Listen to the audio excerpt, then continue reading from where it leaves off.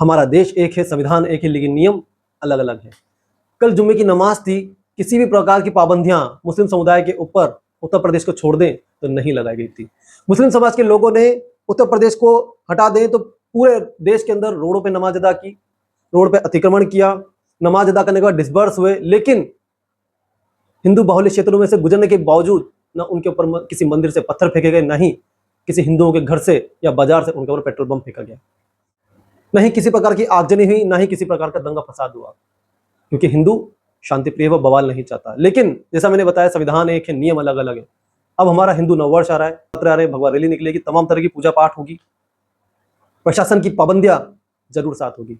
हिंदू भगवा रैली के अंदर तमाम पुलिसों का लाजमा साथ होगा। जब वो मस्जिद के बाहर निकलेगा तो हिंदुओं को रोक दिया जाएगा कि यहां पर आपको अपने भगवान के भजन नहीं गाने हैं, आपको यहां पर जय श्री राम का नारा नहीं लगाना है, क्योंकि इससे मुसलमान भड़क जाएगा और वो अटैक कर सकता है, मामला संवेदनशील हो जाएगा।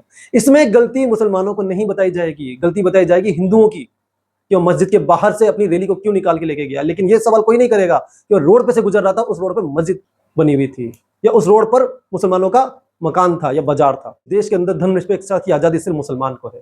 मुसलमानों से कोई सवाल नहीं करता कि जब हिंदू बाहुल्य क्षेत्रों से तुम गुजरते हो, अपने ताजी लेकर के मंदिरों के बाहर जाके तुम हरे झंडे लहराते हो, अल्लाह अकबर के नारे लगाते हो, तो वहां पर कोई बवाल नहीं मचता।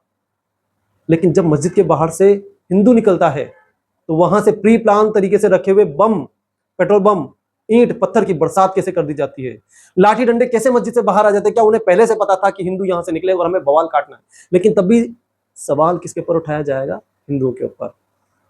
हमारी गणेश पूजा का समय आता है, नवरात्र की माता की पूजा का समय आता है, तो नवरात्रि में माताओं की मूर्ति स्थापित करते हैं, गणेश जी की मूर्ति स्थापित करते हैं, तो पाबंदी लगा दी जाती है हिंदू बहुल्य क्षेत्रों में कि आपकी गणेश जी की प्रतिमा की ऊंचाई XYZ होगी, माता जी की ऊंचाई XYZ होगी, डीजे नहीं लगाओगे, आपकी रैली का जो जुलूस का जो मार्ग होगा वो पहले से तय कर दिया जाएगा। तमाम तरह की पाबंदियां हिंदुओं के ऊपर थोप दी जाएगी, जबकि कहा जाता है हिंदू बहुल्य क्षेत्र है, तब भी ये सारी पाबंदियां हिंदुओं के ऊपर लगाई जाती है, लेकिन मुसलमानों के ऊपर किसी भी प्रकार की कोई सख्ती या पाबंदी नहीं लगाई जाती।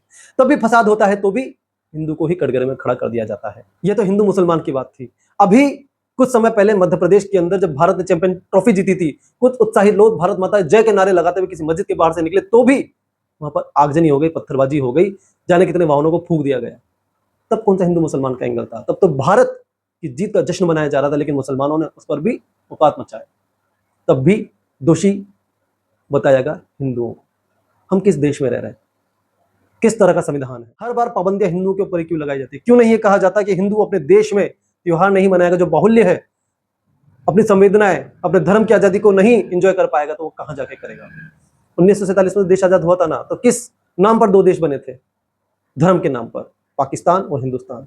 मुसलमानों ने इस देश को चुना था, लेकिन हिंदुओं के पास ऑप्शन नहीं था, क्योंकि यह उनकी मातृभूमि थी। मुसलमानों के पास दो विकल्प थे, या तो इस्लामिक मुल्क पाकिस्तान चले जाए, या फिर वह भारत के अंदर रह जाए, जो सेक्युलर देश है। तो फिर किस सेक्युलर देश के अंदर, जहां पर हिंदू की मातृभूमि थी, हिंदू के पास कोई विकल्प नहीं था, हिंदू यहीं रहा था, तमाम तरह की पाबंदियां उसी के ऊपर क्यों लगाई जाती, शुरू से लेकर आज तक?